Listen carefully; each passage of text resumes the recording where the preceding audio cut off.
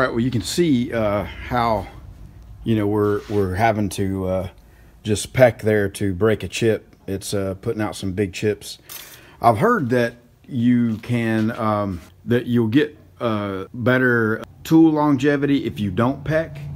If you just keep it engaged all the way through the hole, even it's better than taking time to re-lubricate and all those kind of things. So so I thought I'd drill about half the hole pecking, and then I'm going to drill the rest of the half of the hole with without pecking, and I'm gonna have to move some stuff around because it makes such a long stringy chip. So we'll move our cutting oils. We'll get some on it here.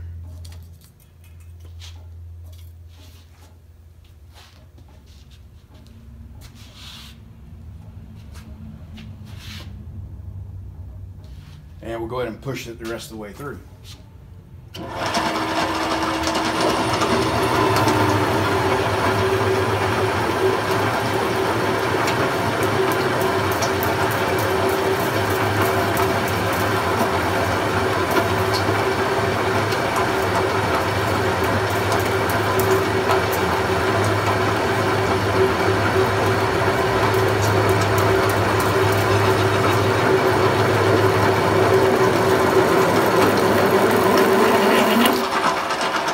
Okay, well, you see we got some long stringy chips there, and leave me a comment. Let me know what you think. You know, should you go ahead and peck about maybe 4 inches or so on the chips to break the chip, or just keep plunging through and let it get to, it looks like about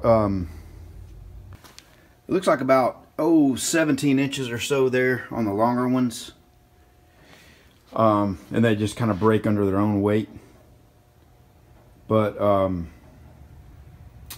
anyway, they get to whipping around pretty good there. So let me know what you guys think. Peck or plunge, or help me.